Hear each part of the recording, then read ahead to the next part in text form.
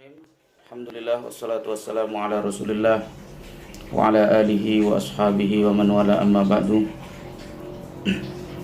Allahumma inna nas'aluka ridhaka wal jannata wa na'udzubika min sakhatika wan nar. Rabbana atina fid dunya hasanah wa fil akhirati hasanah wa qina adzaban nar.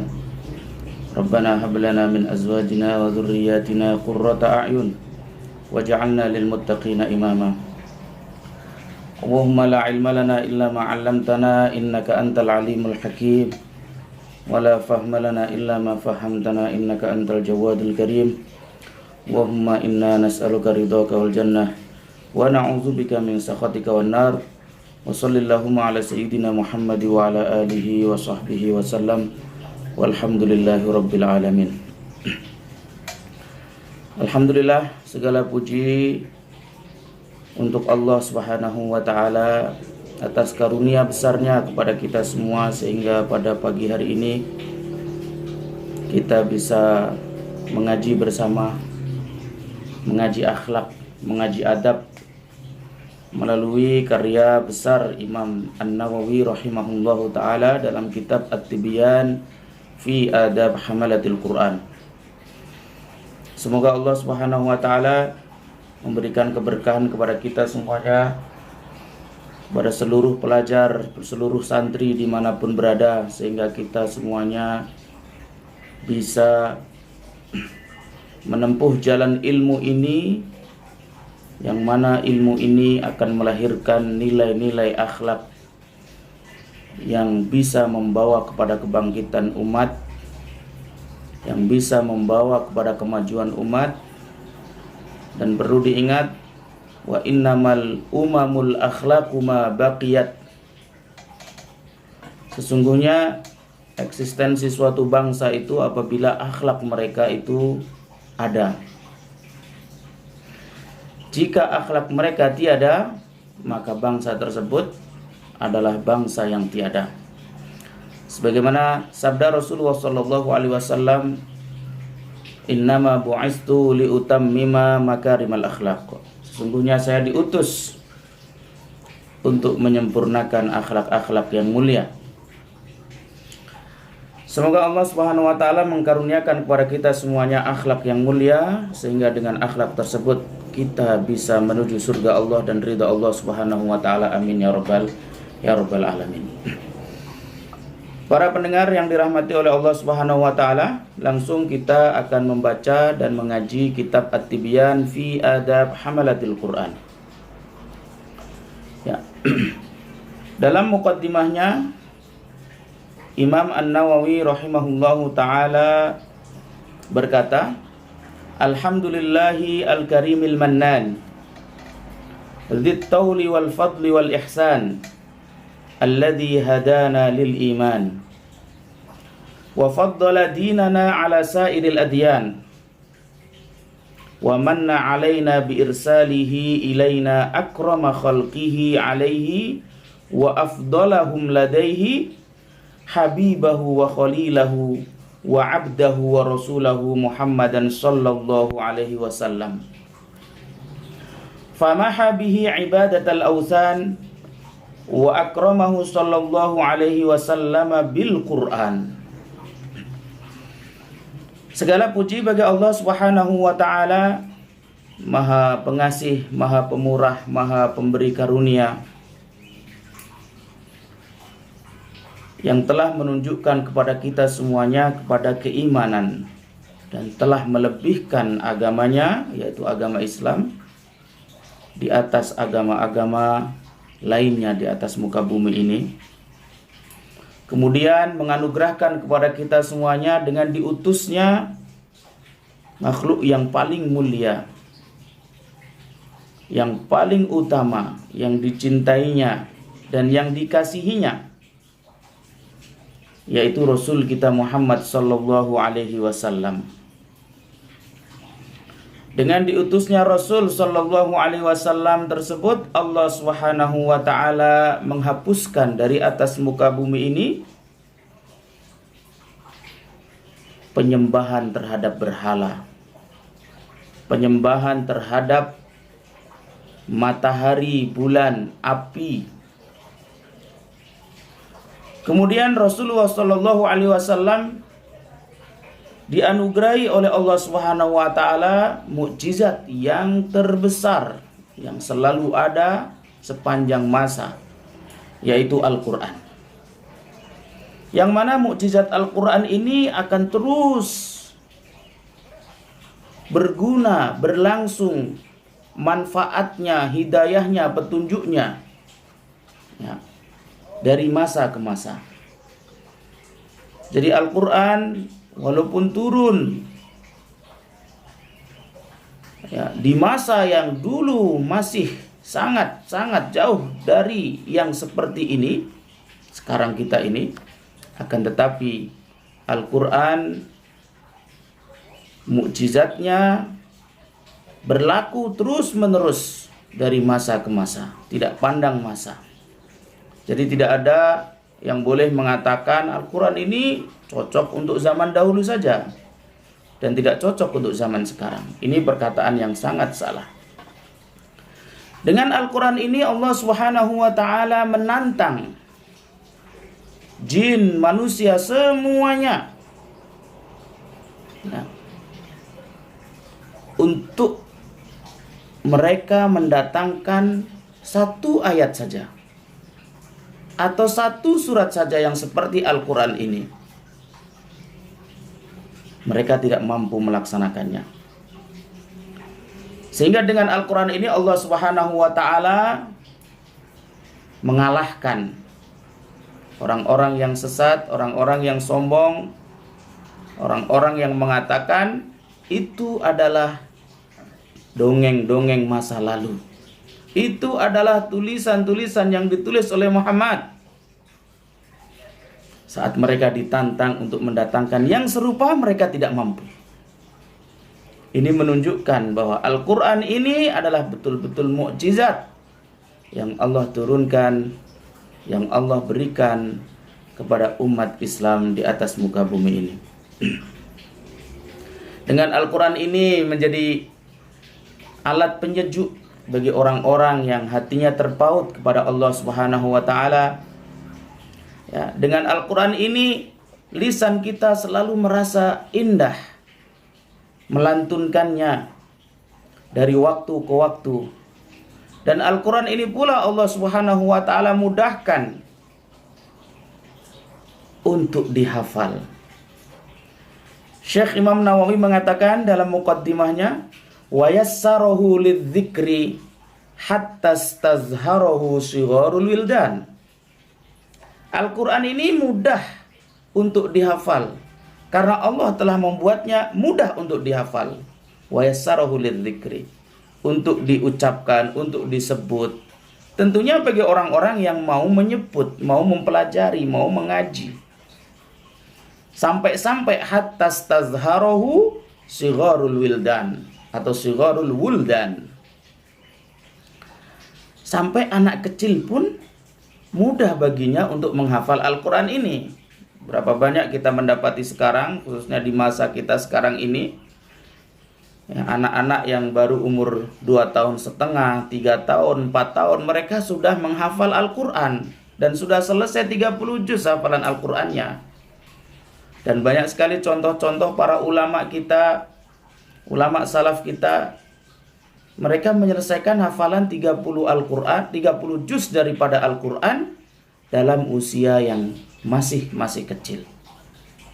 Nah, ini menunjukkan bahwa Al-Quran memang dimudahkan untuk dihafal. Fahal min mudzakir? Fahal min mudzakir? Adakah orang yang ingin atau mau untuk melakukan itu atau menghafal itu? Wa dhamina hifdhahu min tatarruqit taghyiri ilaihi wal hadatsan. Kata Syekh Nawawi, Allah menjamin penjagaan Al-Quran ini dari segala penyelewengan, perubahan. Jadi tidak ada yang namanya Al-Quran ini palsu, ada ayat-ayat atau surat-surat yang hilang, tidak ada sama sekali. Ya. Ada yang mengatakan bahwa Al-Quran ini sudah tidak relevan lagi, ini omong kosong. Karena Al-Quran ini dijaga oleh Allah Subhanahu wa ta'ala dengan penjagaannya. Makhtalafal malawan, makhtalafal malawan, dengan terus bersilih gantinya siang dan malam, Al-Quran tidak akan pernah mampu dirubah, dipalsukan, diselewengkan. Satu ayat pun, bahkan satu harokat pun, tidak mungkin Al-Quran ini dipalsukan. Ya.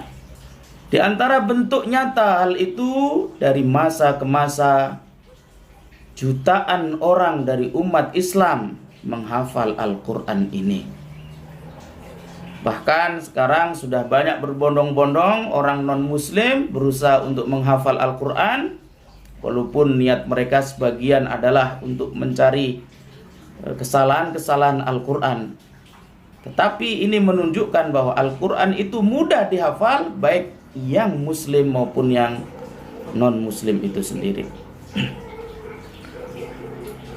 Kata Syekh Imam Nawawi, ahmaduhu ala dzalika wa ghairihi min ni'amihi allati la tuhsa, khususan ala ni'matil iman. Saya puji kepada Allah Subhanahu wa ta'ala atas nikmat-nikmatnya yang tidak terhitung dan tidak terkira, khususnya nikmat iman. Dan saya memohon kepada Allah Subhanahu wa ta'ala untuk saya dan untuk semua orang-orang yang mencintai saya dan semua umat Islam, agar mendapatkan ridha Allah Subhanahu wa ta'ala. Ini kata beliau Imam Nawawi.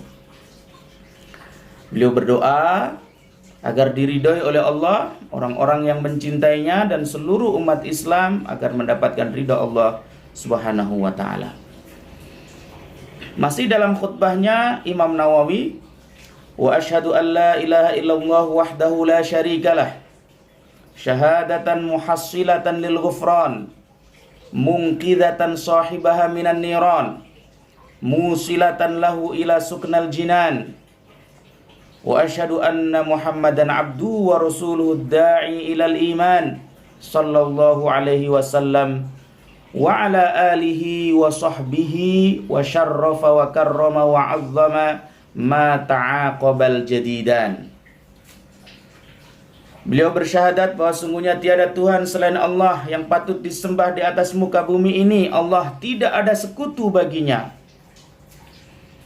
Kesaksian tersebutlah yang akan membawa kepada ampunan, yang menyelamatkan orang yang menyaksikan Allah Maha Esa, menyelamatkannya dari api neraka, membawanya kepada surga. Bahwa sungguhnya Rasulullah sallallahu alaihi wasallam adalah hamba Allah dan Rasulullah sallallahu alaihi wasallam yang selalu menyerukan kepada keimanan. Dan semoga Allah limpahkan kepada Nabi kita Muhammad sallallahu alaihi wasallam, para sahabatnya, para keluarganya, para pengikutnya, ya, sepanjang masa. Amma ba'du, kata Syekh Nawawi, amma ba'du, setelah khutbah beliau mengatakan, fa innallaha subhanahu wa ta'ala manna ala hadhil ummati zadahallahu ta'ala syarafan bid-dinil ladzi irtadahu dinil Islam wa irsalihi ilaiha Muhammadan khairal anam alaihi minhu afdhalus salawati wal barakati wassalam wa akramaha bi kitabihi afdhalal kalam wa jama'a fihi subhanahu wa ta'ala jami'a ma tahtaju ilaihi min akhbaril awwalin wal akhirin wal mawa'iz wal amsal wal adab wa durubil ahkam wal hujajil qat'iyyatiz zahirati fid dilalati ala wahdaniyatihi wa ghairi dhalika mimma ja'at bihi rusuluhu sallallahu alaihi wasallam sallallahu alaihim wasallam ad-damighati li ahli al-ilhadid dullal at-tagham ad-damighati li ahli al-ilhadid dullal at-taghami wa da'afa al-ajra fi tilawatihi wa amara bil i'tina'i bihi wal i'zam wa mulazamatil adabi ma'ahu wa badlil wus'i fil ihtiram. Setelah berkhutbah, membaca dan memuji kepada Allah Subhanahu wa taala, Syekh Imam Nawawi mengatakan, sesungguhnya Allah Subhanahu wa taala menganugerahi kepada umat yang mulia ini. Pertama adalah agama yang diridhoinya, yaitu agama Islam. Innad dina 'indallahi al-Islam.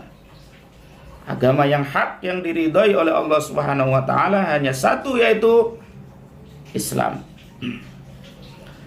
Anugerah yang kedua, Allah mengirimkan dan mengutus ke atas umat ini adalah makhluk yang paling mulia, Muhammad sallallahu alaihi wasallam. Yang ketiga, Allah menganugerahi dan memuliakan umat ini dengan diturunkannya Al-Quran, afdalul kitab, kitab yang paling mulia di atas muka bumi ini. Di dalam kitab tersebut Allah Subhanahu wa taala mengumpulkan berbagai berita orang-orang yang terdahulu dan orang-orang yang akan datang. Menceritakan segalanya.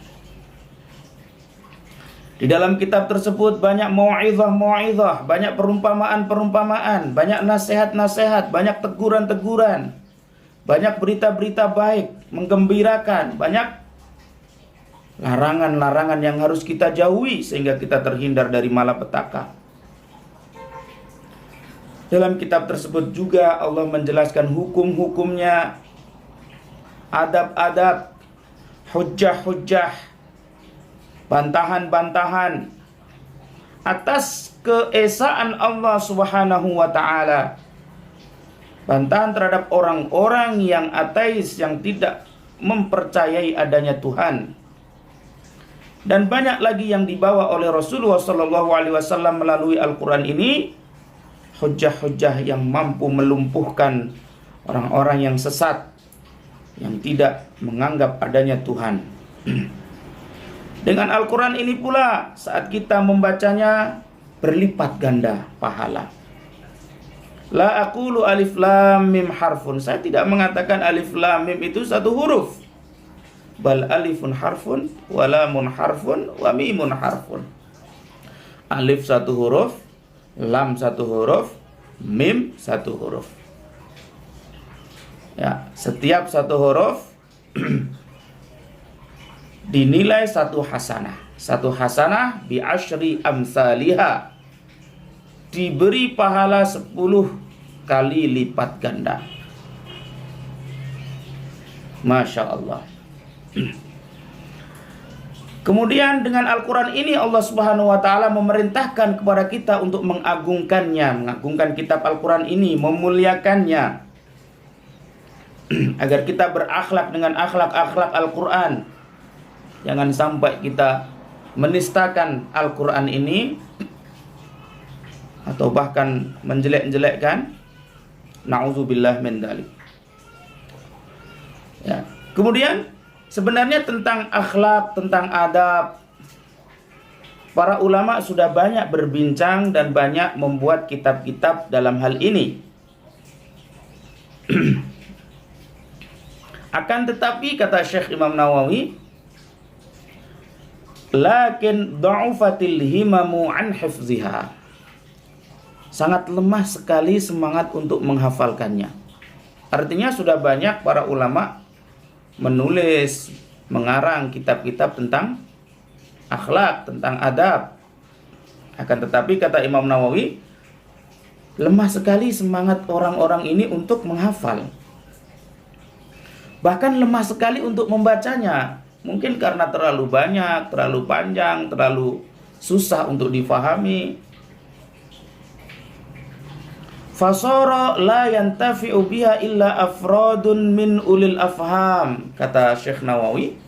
Sehingga kitab-kitab tersebut tidak banyak diambil manfaatnya kecuali orang-orang tertentu, para pelajar saja.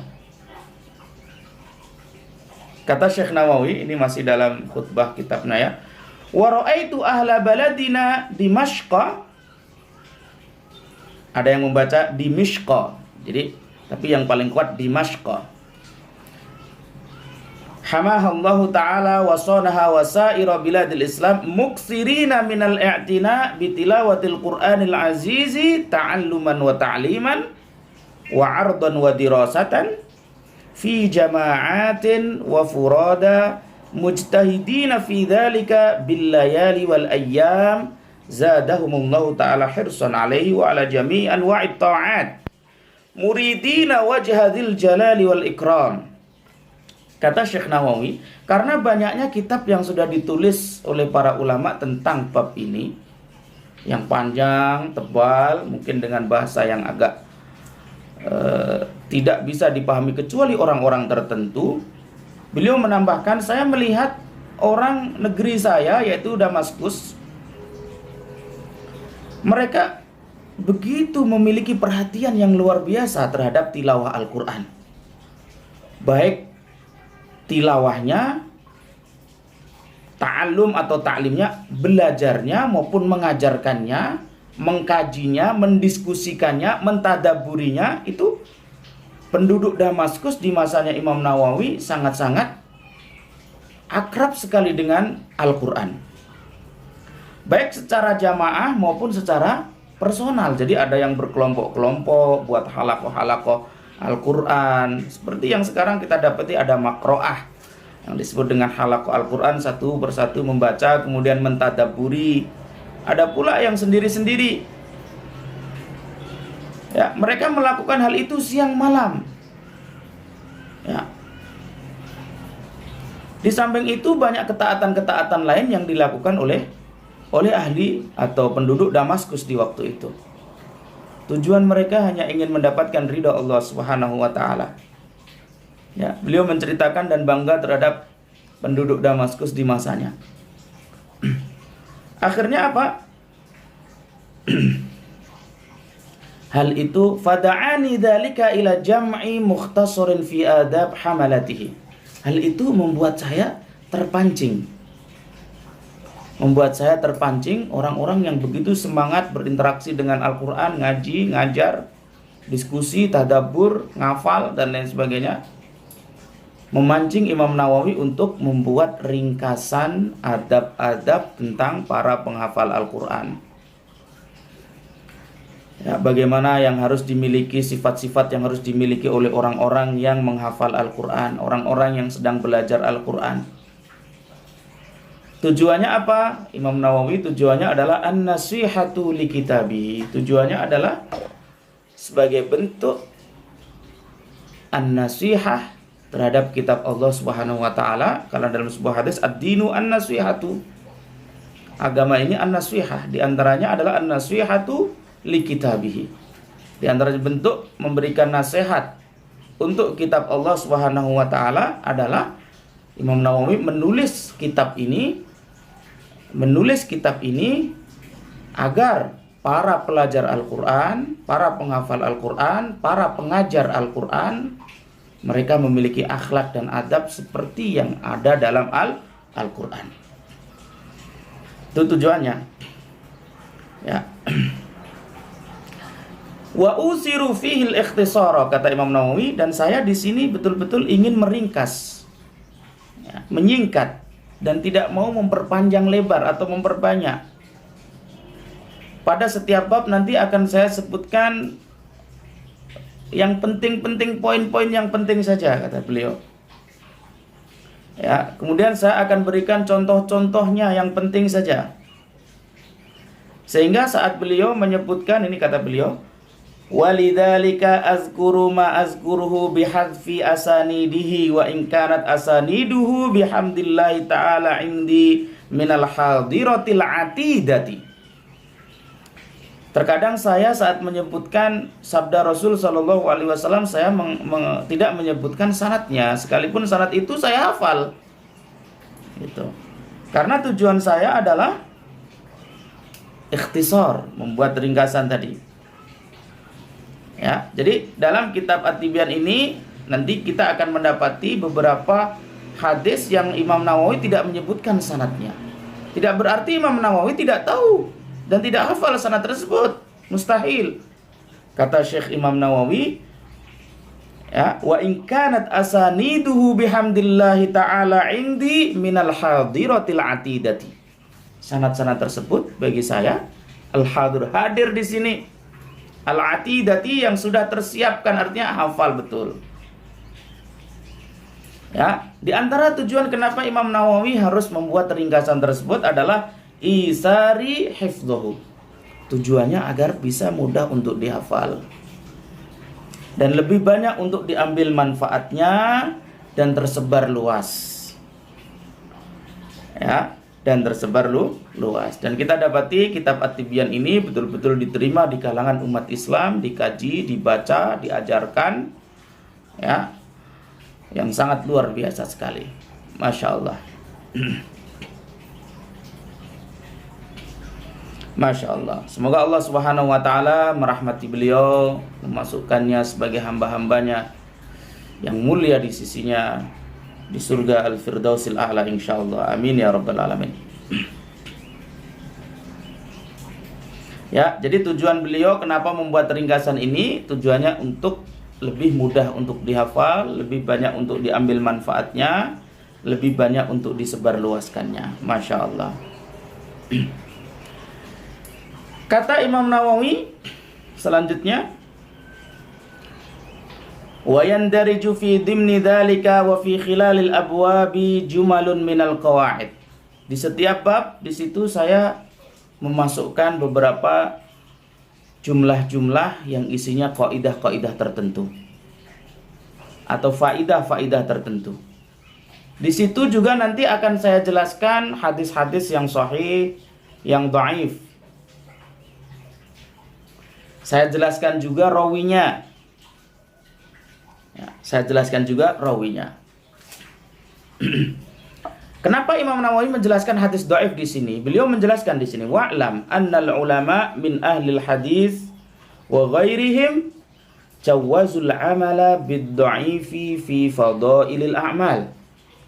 Kata Imam Nawawi, ketahuilah bahwa sesungguhnya para ulama, baik ulama dari ahli hadis maupun ahli al-fiqh maupun yang lainnya, mereka membolehkan beramal menggunakan dan bersandarkan pada hadis yang dhaif. Mafhum? Ini kata Imam Nawawi, annal ulama min ahlil hadis wa ghairihim jawazul amala bid dha'ifi fi fadailil a'mal. Para ulama membolehkan beramal bersandarkan dengan hadis dhaif. Dalam hal apa? Dalam hal fadailul a'mal. Ya. Kalau kita lihat pada keterangan kitab lain yang ditulis oleh Imam Nawawi juga, contohnya dalam kitab Al-Azkar Imam Nawawi, beliau juga berkata, qala al-ulama minal muhadditsina wal fuqaha wa ghairihim. Qala al-ulama minal muhadditsina wal fuqaha wa ghairihim. Para ulama baik ahli hadis, ahli fikih maupun selainnya berkata, yajuzu wa yustahabbul amalu fil fadaili wat targhibi wat tarhibi bil hadis dhaif ma lam yakun mawdu'an. Diperbolehkan, bahkan disarankan kita mengamalkan fadailul a'mal bersandarkan kepada hadis dhaif selama dhaifnya tidak sampai derajat kepada maudhu'. Maudhu' itu hadis palsu. Jadi dalam hal fadailul a'mal, dalam kitab Al-Azkar Imam Nawawi beliau mengatakan yajuz wa yustahab. Dalam hal targhib dan tarhib yang sifatnya untuk memotivasi kita untuk melakukan ketaatan, ya, mendorong kita agar kita tidak melakukan yang buruk-buruk walaupun berdasarkan kepada hadis dhaif, itu diperbolehkan oleh para ulama. Kata beliau, ini yang perlu dipahami, wa ammal ahkam, adapun dalam hal hukum, kal halali wal harami wal bai'i wan nikahi wat talaqi wa ghairi dzalik, seperti halal, haram, jual beli, nikah, tolak dan selainnya yang selain daripada fadailul a'mal, selain daripada targhib dan tarhib, fala yu'malu fiha illa bil hadisis sahihi awil hasan. Tidak boleh kita mengamalkan hal-hal tersebut, nikah, tolak, hukum, baik, Tidak boleh kita bersandar kepada selain hadis yang sahih ataupun yang hasan. Ini madhab Imam Nawawi.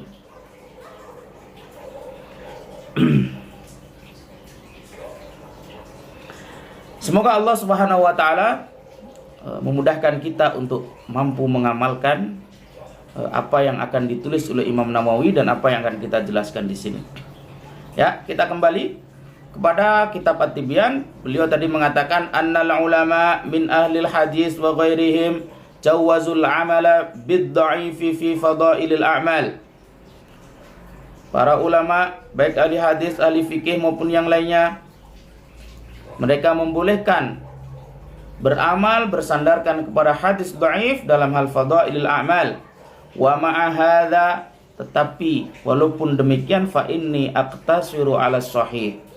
Saya hanya akan menyebutkan hadis-hadis yang sahih, wala azkuru dhaif illa fi ba'dil ahwal. Saya tidak mau menyebutkan yang dhaif kecuali dalam keadaan-keadaan tertentu.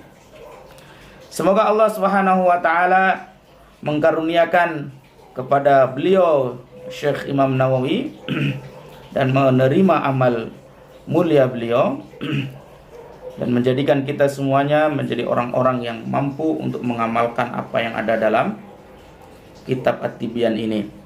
Kemudian di akhir muqaddimahnya beliau menjelaskan beberapa bab yang ada dalam kitab At-Tibyan ini. Ya, dalam kitab At-Tibyan ini dibagi menjadi 10 bab. Ya, 10 bab. Nanti akan kita bahas bersama-sama setiap babnya. 10 bab tersebut adalah bab yang pertama fi atrafin min fadilati tilawatil Qur'ani wa hamalatihi.